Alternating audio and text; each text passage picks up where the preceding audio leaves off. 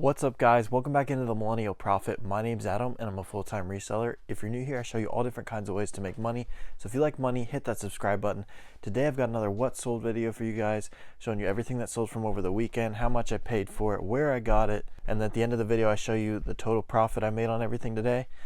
We had a bit of a slower weekend, but that's my fault. I did not list a ton last week. I just was so busy with other stuff and did not get around to listing. I actually went super hard this weekend listing, and this week I plan to go even harder listing. I probably got over 100 listings up this weekend, and I'd like to get at least that much up over the weekdays this week.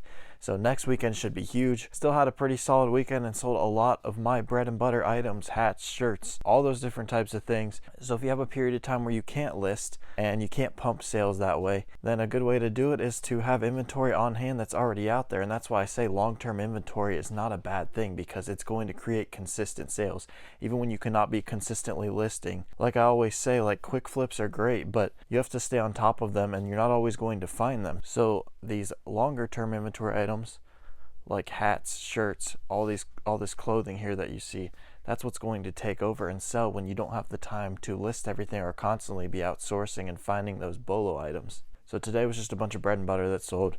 So let's get into it and see everything that sold.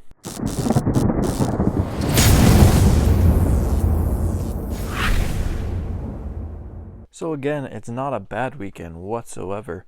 It's just not up to my standards and what I'd like this time of year. So we're going to step it up, and I've already stepped it up this past weekend. So we are going to go crazy next weekend. All right, let's start small here. So we sold quite a few wristbands actually, and this doesn't look like a ton of money, but 3 wristbands for $10, that adds up with all those. Also here, 3 patches for $10, and sold a ton of these, which doesn't make any sense because the Cowboys didn't even play, but hey, I'm not complaining. Now let's come over here. We sold my last Chucky inflatable. Obviously you can see that was $28.88. We'll just lightly cut that off with a box cutter. Of course they put it on every side, so that's going to make it a little time consuming, but sold that for $75 on Amazon. We sold this poster here that I got in the bins, I believe, for $2. Sold it for $25 on Mercari. That was like an anime poster. And we got this Blue Jackets beanie here. I think this was $4 at Marshall's, and I sold it for $25.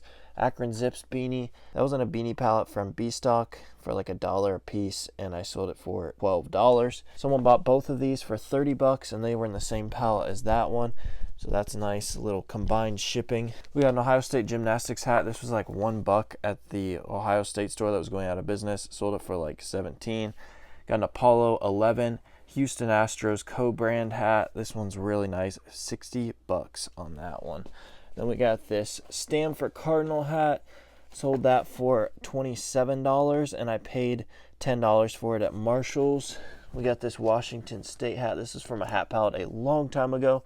Small medium, so it takes a bit to sell. Again, I stay away from small mediums in the store. It's just a smaller market. I go for medium large and large extra large, but obviously in a pallet you can't really control what you're going to get. But sold it for $15. We got the San Francisco 49ers hat here, $5.99 from Marshall's, and sold that for $20. We got this from, I believe, Dick's or Fanatics at a clearance event. I can't remember, but it was like $4 or $5. Sold it for $22 on Mercari. Then we sold a couple games over here. Sold this on Mercari for $42. These both came in my PS5 bundle I got from GameStop. We've been cleaning up on those in bread and butter. And then this one was trending at like $50, but Dana wanted it, so I'm going to send it to him for like $35. Going to send him a surprise too. So if you're watching this, Dana, you're getting a surprise with this. Then we sold this Champion fanny pack. Don't have a ton of these left. That was from my pallet a while back as well. Probably like $2 for this item. Sold it for $16. We sold 2 of these, $20 a piece. Got these for $2 a while back at a local store. We got this in a B-Stock pallet too at like 50 cents per shirt, I believe. Sold them for like $10, $12. Then we got my last coffin. I actually thought I sold out of these last weekend, but I found a couple more, and I sold some on Friday, and then here's the last one. So $10 paid at Walmart. We called this out in bread and butter, and it goes for $30, so easy money there. We got this Washington Nationals shirt. This is from a pallet as well. Size small, so not great, but it still went for $17.99. $3.99 at Ross for this Detroit Red Wings shirt, and I sold it for like $16. We got this Atlanta Braves beanie here. This was $2 as well, and I sold that for $20. Then we got these gloves also from a pallet. Lots of pallet stuff today, so that's nice. I'm looking to buy some more liquidation here soon once I get a little more room around here. Sold these for $20 and probably like $2 in those. We had $20 in these literally like last week. I thought I'd have to hold them until baseball season, but I guess it's baseball season somewhere, just not in Ohio right now because it's getting cold. But sold these for $65.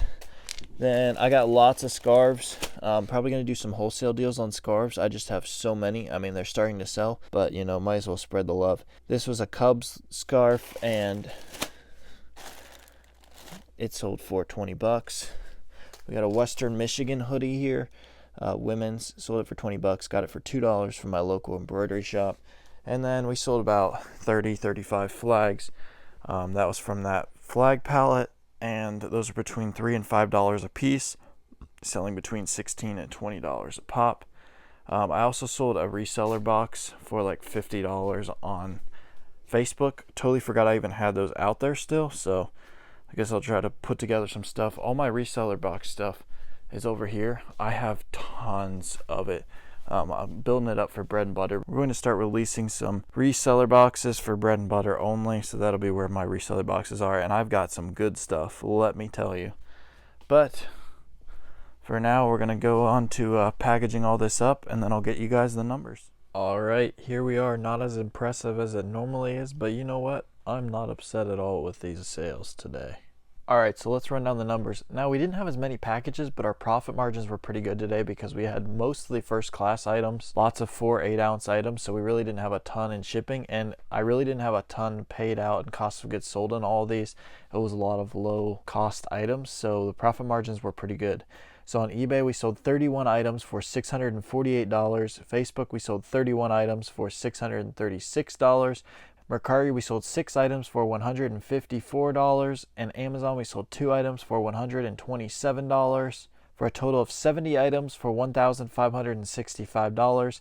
Now we need to take out our fees of $157, our shipping of $315, and our cost of goods sold of $286, for a net profit of $807. Now, as we always do, let's multiply that by 52 to see what we would do just on the weekends, not counting the weekdays, in profit.